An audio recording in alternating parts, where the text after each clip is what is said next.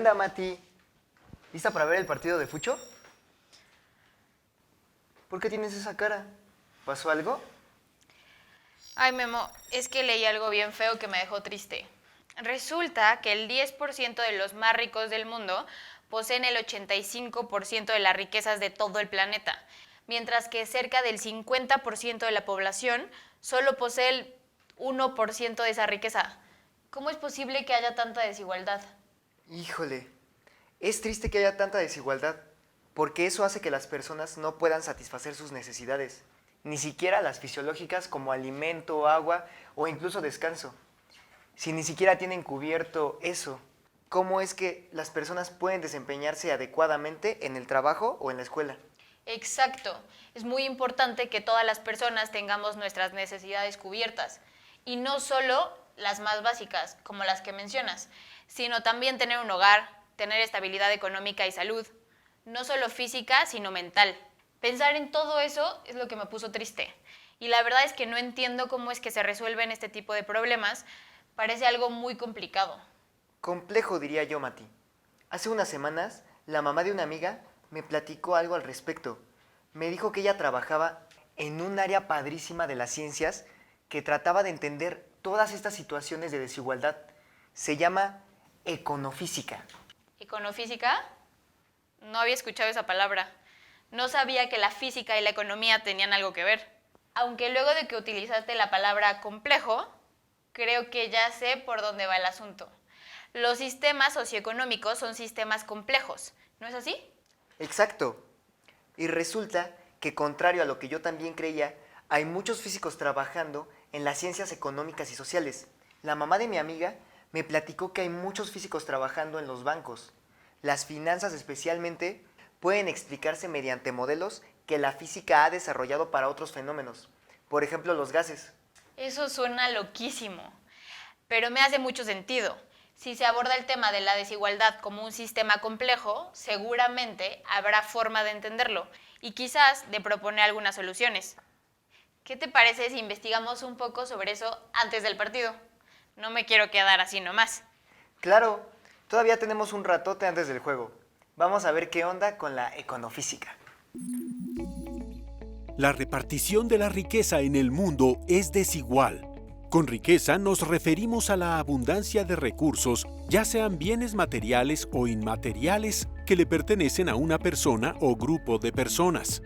Para entender todo esto, los modelos matemáticos son fundamentales. Existen modelos para representar de forma simplificada diferentes fenómenos naturales, sociales, económicos, físicos, entre otros. En otras palabras, los modelos matemáticos sirven para entender, describir y predecir los fenómenos de la realidad. Para construir un modelo matemático, primero es necesario identificar el fenómeno o problema que se desea representar. El siguiente paso es emplear el lenguaje matemático, fórmulas algebraicas, ecuaciones, para representar las relaciones entre las variables. Posteriormente se establece una hipótesis que se pondrá a prueba. A partir de este punto se pueden hacer predicciones con el modelo o se pueden comparar los datos obtenidos con él con datos reales. Si el resultado que arroja el modelo no es el esperado, se puede ir ajustando. Ahora bien, para que un modelo matemático sea lo más exacto y útil, es necesario que cuente con los elementos básicos y que conste de ciertas características. Uno de estos elementos son las variables, o sea, los objetos que se pretende describir o analizar. Pueden ser variables independientes o dependientes. Por ejemplo, una variable a analizar puede ser el salario de una persona. Este podría verse afectado por su nivel de estudios, convirtiendo a la variable salario en una variable dependiente de otra llamada nivel de estudios, la cual sería una variable independiente. Otro elemento imprescindible en los modelos matemáticos son los parámetros o valores que representan aquello que queremos medir en nuestro modelo, ya que nos proporciona información sobre ciertos atributos de los datos. Un ejemplo de parámetro dentro del modelo que describe la relación entre el salario y el nivel educativo de una persona puede ser la edad, ya que influye en el nivel educativo y en la experiencia laboral de los individuos. Los límites o restricciones son otro elemento de los modelos.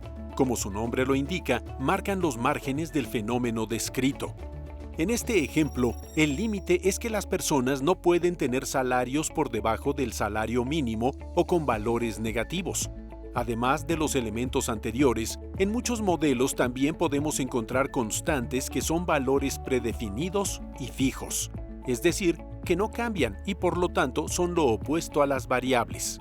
Un ejemplo de modelo para este fenómeno es la ecuación propuesta por Jacob Mincer, que expresa el salario en función del nivel educativo, la experiencia de la persona y variables demográficas como género, estado civil y otras.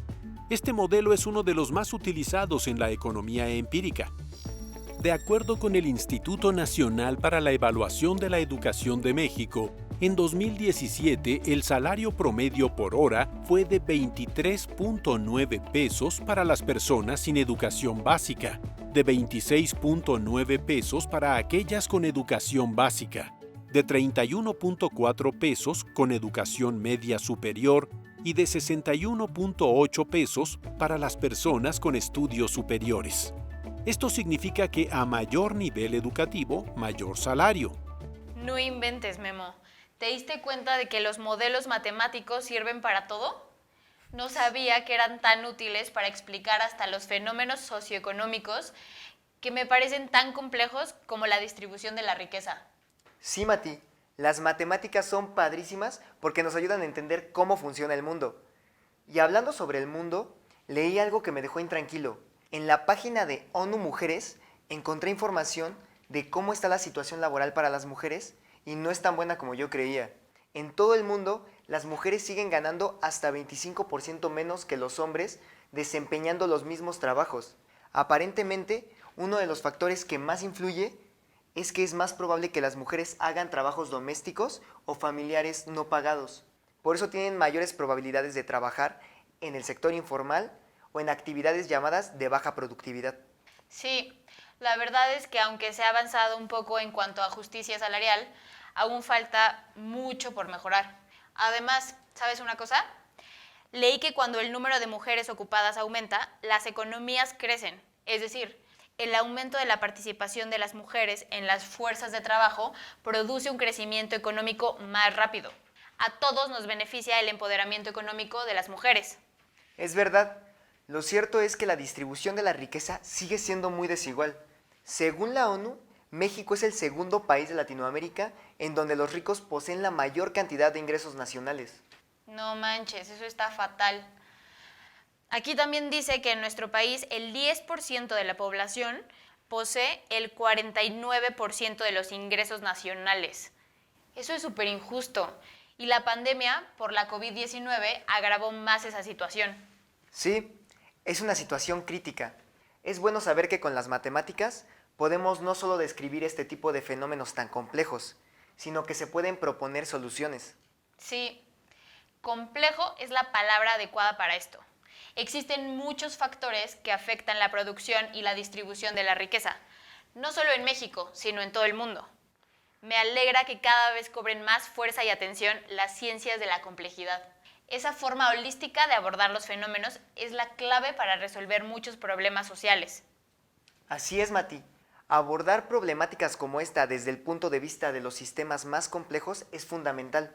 Es decir, hay que verlo como un sistema con partes interconectadas cuya interacción conjunta produce propiedades y comportamientos específicos. Eso me recuerda, ¿a ti te quedó claro qué era un subsistema? Yo no estoy seguro si recuerdo bien su definición o no. Creo que yo sí. Si no estoy mal, un subsistema es también un conjunto de elementos interrelacionados que a su vez forma parte de otro sistema. Creo que un ejemplo sería un subsistema económico. Podríamos representarlo como el sistema económico de un estado, por ejemplo, el sistema económico de Chiapas, que forma parte de otro gran sistema que es el sistema económico de toda la República Mexicana. Siempre lo digo, tienes una excelente memoria y das muy buenos ejemplos. Me encantaría saber más sobre la econofísica. ¿Por qué no le preguntamos a algún experto? Pues, ¿qué crees? No.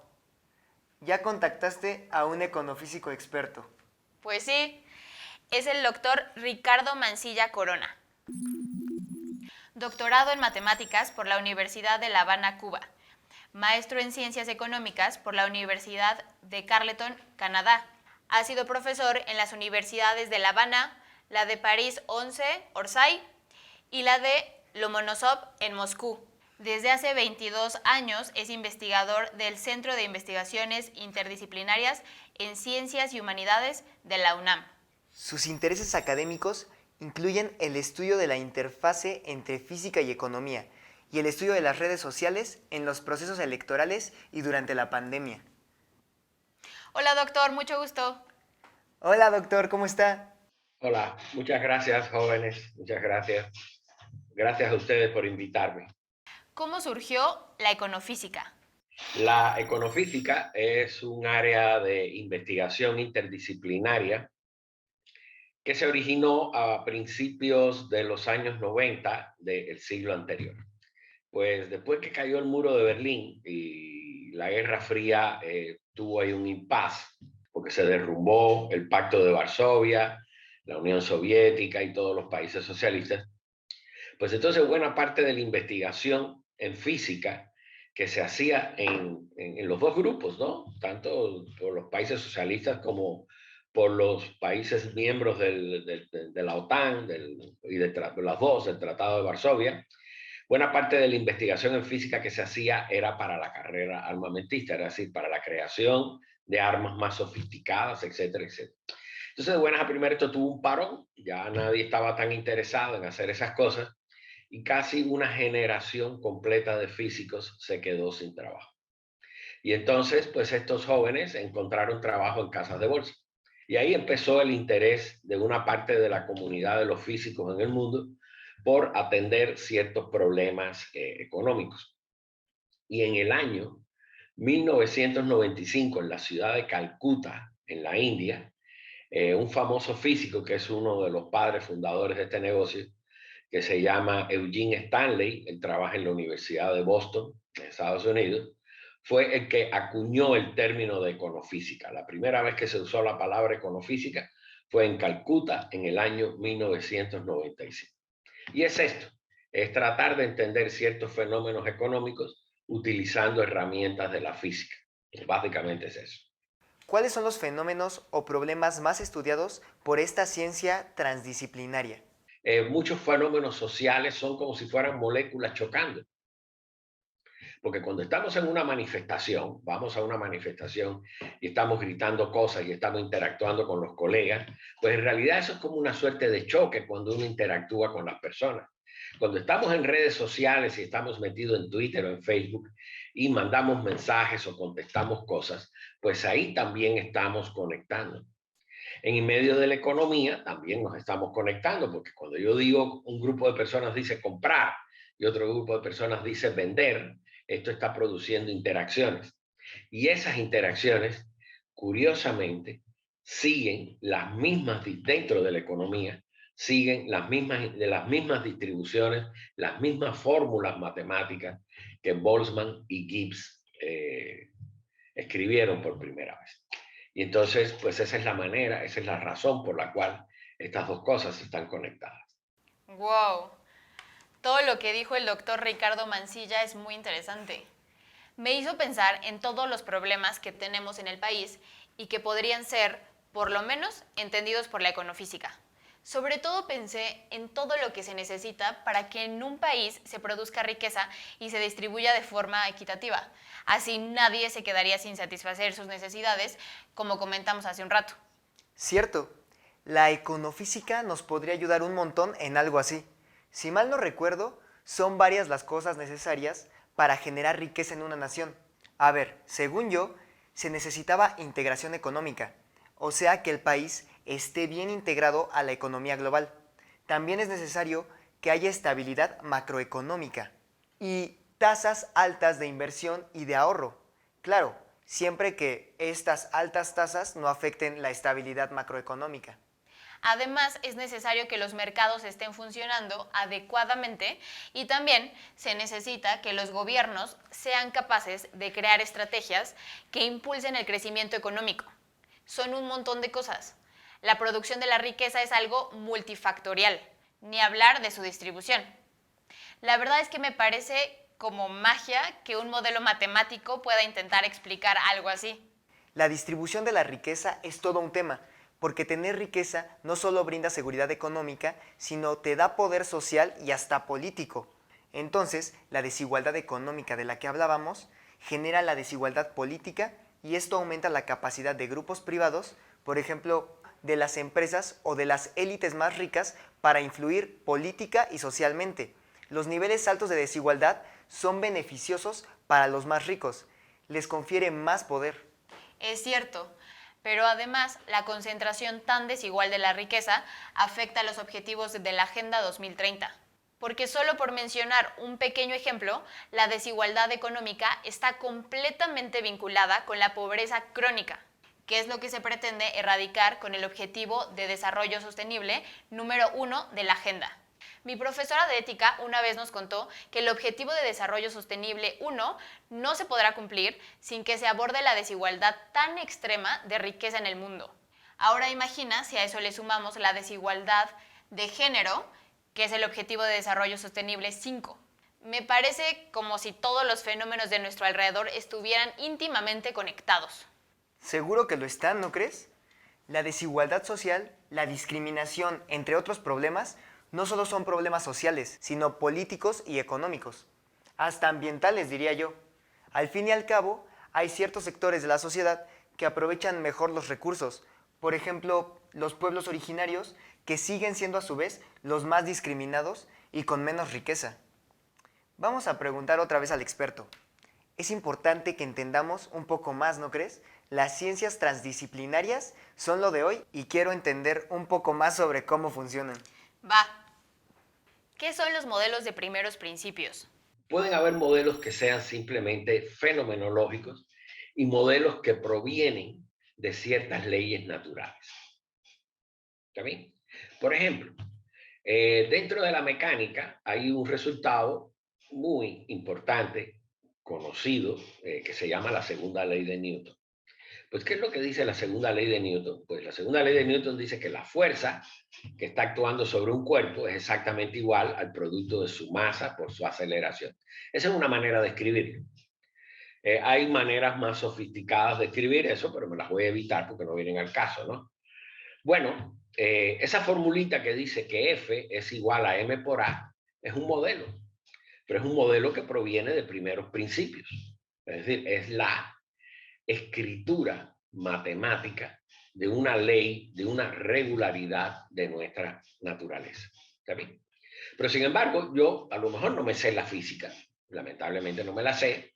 Y entonces, ¿qué es lo que yo hago? Bueno, voy a hacer lo siguiente, yo quiero saber con qué velocidad me paro en la azotea de mi casa, no lo recomiendo que lo hagan, pero y empiezo a tirar piedras desde la azotea de mi casa hacia el piso y empiezo a medir con qué velocidad llegan al suelo. ¿Ya vi?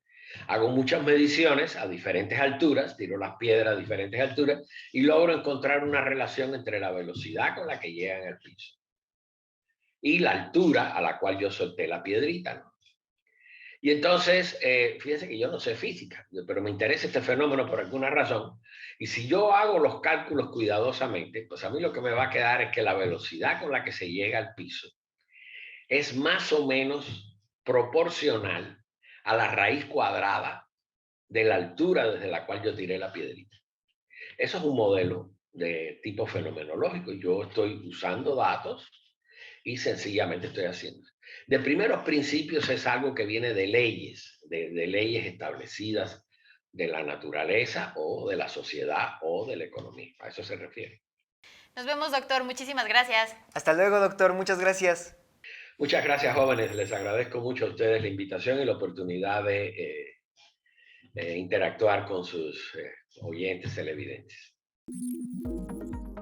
La econofísica es una ciencia transdisciplinaria que actualmente nos ayuda a entender problemas graves como la desigualdad en la distribución de la riqueza. Una parte fundamental de la econofísica es la construcción de modelos matemáticos. Gracias a los modelos se pueden resolver interrogantes que parecen muy complejas. Por ejemplo, ¿cómo se distribuye la riqueza en México? o cómo afecta el ingreso en la mortalidad y hospitalización por COVID-19. En un estudio publicado en la revista The Lancet, se muestra evidencia de que la desigualdad económica genera más incidencia de contagios y muertes por la COVID-19. El estudio se realizó con datos del Instituto Mexicano del Seguro Social, IMSS, y dejó en claro que los trabajadores pobres o de ingresos medios padecieron la enfermedad de forma más grave que las personas ricas.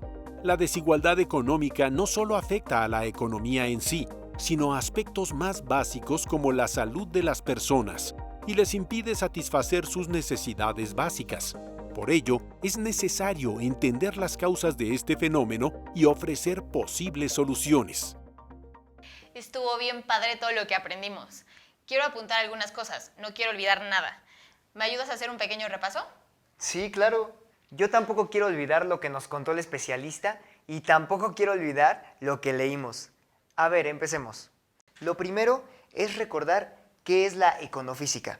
Podemos definirla como la ciencia que aplica las teorías y métodos de la física a la teoría económica y social. Además, está muy relacionada con las ciencias de la complejidad, puesto que aborda el estudio de los fenómenos desde la perspectiva de los sistemas complejos. También aprendimos que la econofísica nos ayuda a explicar fenómenos como la desigualdad de la distribución de la riqueza, entendiendo a esta como la acumulación de bienes materiales e inmateriales. Además, vimos que la riqueza es importante, puesto que afecta directamente no solo a lo económico, sino al nivel de poder o influencia que tiene un grupo sobre otro en la sociedad. Y esto a su vez hace que algunas personas no puedan satisfacer ni siquiera sus necesidades más básicas, como es un techo, un área segura para descansar o alimentarse bien. Esto afecta directamente el cumplimiento de varios de los objetivos de desarrollo sostenible, especialmente a los objetivos 1 y 5. Así es, Memo. Otra cosa importante sobre lo que aprendimos hoy es que los modelos matemáticos son fundamentales para entender y resolver este tipo de problemas. Un modelo es una representación de la realidad construido con lenguaje formal o matemático, es decir, funciones o ecuaciones. Para poder construir uno primero, debemos identificar el fenómeno que queremos representar.